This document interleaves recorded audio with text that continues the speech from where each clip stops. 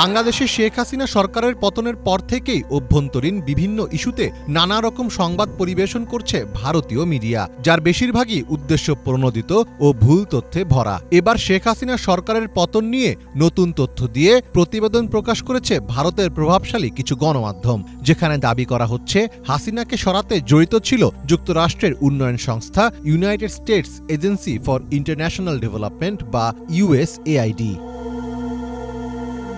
বিশ্বব্যাপী মানবিক সহায়তা প্রদানের জন্য যুক্তরাষ্ট্রের অন্যতম প্রধান সংস্থা USAID যুক্তরাষ্ট্রের প্রেসিডেন্ট ডোনাল্ড ট্রাম্পের নির্বাহী আদেশের ফলে সংস্থাটির পরিচালনা কার্যক্রম ব্যাহত হচ্ছে, যার ফলে নষ্ট হওয়ার ঝুঁকিতে পড়েছে $489 মিলিয়ন খাদ্য সহায়তা। সম্প্রতি USAIDর মহাপরিচালককেও বরখাস্ত করেছেন ট্রাম্প, যা সংস্থাটিকে চরম সংকটের মুখে ফেলেছে। এর মাঝেই বাংলাদেশের সরকার পতনের পেছনে USAIDকে দায়ী করে প্রতিবেদন প্রকাশ করল ভারতীয় সংবাদ মাধ্যম ইন্ডিয়া টুডে।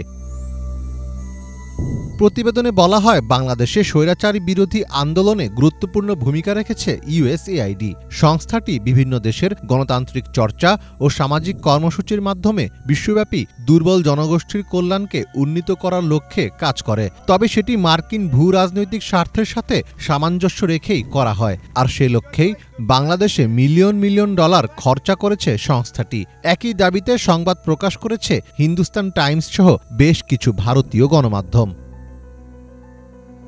গত বছর USAID থেকে $202 মিলিয়ন সহায়তা পেতে গ্রান্ট এগ্রিমেন্টে সই করে বাংলাদেশ। এরপরই বাংলাদেশের সাথে USAIDর সংশ্লিষ্টতা নিয়ে প্রশ্ন তুলে প্রতিবেদন প্রকাশ করে ভারতীয় সাপ্তাহিক পত্রিকা দ্য সানডে গার্ডিয়ান। তবে ভারতীয় গণমাধ্যমের এসব প্রতিবেদনের যথার্থতাকে এবার প্রশ্নের মুখে ফেললেন ডোনাল্ড ট্রাম্প। দ্বিতীয় মেয়াদে যুক্তরাষ্ট্রের প্রেসিডেন্টের দায়িত্ব নেওয়ার পর প্রথমবারের মতো ওয়াশিংটন সফরে গেছেন ভারতের প্রধানমন্ত্রী নরেন্দ্র মোদী। সেখানে দুই নেতা দ্বিপাক্ষিক সম্পর্কের গুরুত্বপূর্ণ বিষয়গুলো নিয়ে আলোচনায় অংশ নেন। দুই নেতার বৈঠক শুরুর আগে আন্তর্জাতিক গণমাধ্যমের মুখোমুখি হন তারা। সাংবাদিকদের সঙ্গে প্রশ্নোত্তরে উঠে আসে বাংলাদেশ প্রসঙ্গ।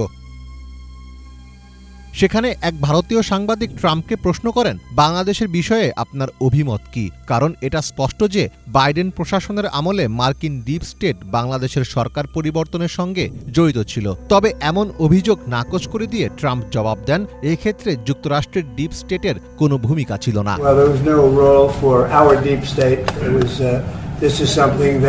বাংলাদেশে ক্ষমতার পট পরিবর্তনের সঙ্গে জড়িত থাকার বিষয়টি বরাবরই অস্বীকার করে আসছে যুক্তরাষ্ট্র। আওয়ামী লীগ সরকারের পতন এবং অন্যান্য ঘটনা প্রবাহে যুক্তরাষ্ট্রের কোনো হাত ছিল না বলে দাবি করেছিলেন দেশটির জাতীয় নিরাপত্তা উপদেষ্টা হিসেবে কাজ করা জ্যাক সুলিভান।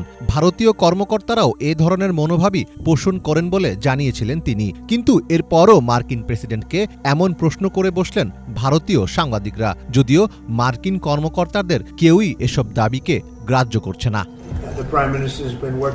মীর ফজলে রাব্বি, বাংলা ভিশন।